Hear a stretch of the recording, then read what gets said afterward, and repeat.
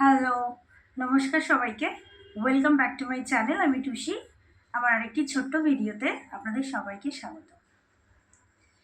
আমরা প্রত্যেকেই কিন্তু আইসিডিএস সেন্টারগুলোতে প্রতি মাসের চতুর্থ শুক্রবার সুপোষণ দিবস বা সুপুষ্টি দিবস উদযাপন করে থাকি। তো এই আগস্ট মাস শেষ হতে চলেছে। এ মাসের সুপোষণ দিবস পড়েছে 28/8/2026। সেদিনই হচ্ছে এই মাসের চতুর্থ শুক্রবার। তো এই মাসের সুপোষণ দিবসের থিম এবং কি আলোচনার বিষয় এবং কি সিদ্ধান্ত নেওয়া হবে সে বিষয়ে চলুন আজকে এই ভিডিওতে আলোচনা করা যাক। তো আশা করি দিদিরা স্কিপ না করে ভিডিওটি পুরোটাই দেখবেন। তো চলুন সময় নষ্ট না করে ভিডিওটি শুরু করা যাক। এই হলো সুপুষ্টি দিবস পালন ও তার রেজলিউশনের কপি। তো প্রথমেই দেখি তারিখ 28/8/2026। সময় সকাল 10টা থেকে 11টা। আপনারা যে সময় করবেন সে সময়টা এখানে বসিয়ে দেবেন। স্থান কল্যাণী ফার্ম কোয়ার্টার আইসিডিএস কেন্দ্র। এখানে কিন্তু আপনারা নিজেদের আইসিডিএস কেন্দ্রের নামটি লিখবেন। কেন্দ্র কোড নাম্বার, এখানে আমি এই কেন্দ্রটির কোড নাম্বার লিখেছি, আপনারা কিন্তু নিজেদের আইসিডিএস সেন্টারের কোড নাম্বারটাই লিখবেন। এবার থিম প্রিভেন্টিং অ্যানিমিয়া, এটা কিন্তু সবার জন্য একই হবে, রক্তাল্পতা প্রতিরোধ বা প্রিভেন্টিং অ্যানিমিয়া।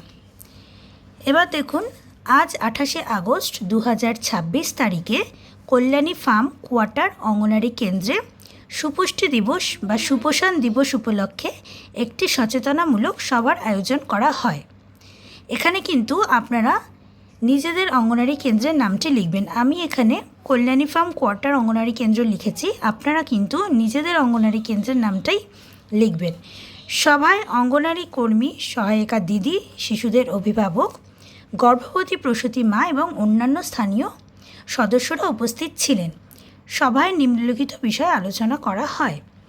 সভার থিম অনুযায়ী রক্তাল্পতা কী, তার কারণ, লক্ষণ, প্রতিকার বিষয় নিয়ে আলোচনা করা হয়। শরীরে পর্যাপ্ত হিমোগ্লোবিন না থাকলে তাকে অ্যানিমিয়া বা রক্তাল্পতা বলে।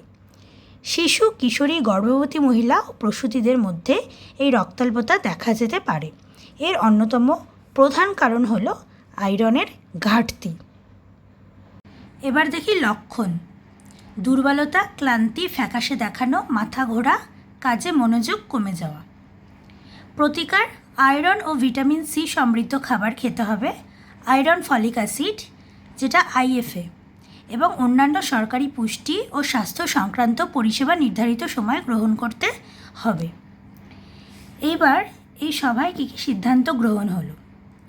অ্যানিমিয়া প্রতিরোধে পুষ্টিকর খাদ্যাভ্যাস, সরকারি স্বাস্থ্য ও পুষ্টি পরিষেবা গ্রহণ ও নিয়মিত সচেতনা বৃদ্ধির মাধ্যমে শিশু ও মায়েদের সুস্থতা নিশ্চিত করার জন্য সকলকে সহযোগিতা করার আহ্বান জানানো হয়। এবার সভায় উপস্থিত সদস্যদের স্বাক্ষর করাতে হবে।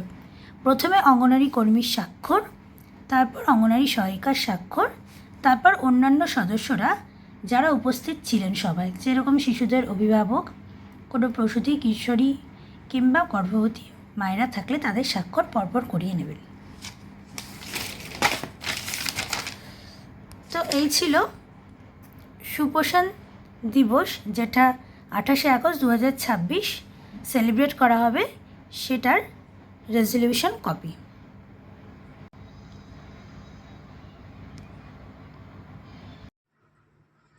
আজকের ভিডিওটি এই পর্যন্তই। আরেকটি ছোট্ট ভিডিওতে আপনাদের সাথে আবার দেখা হবে। ভালো থাকবেন, সুস্থ থাকবেন।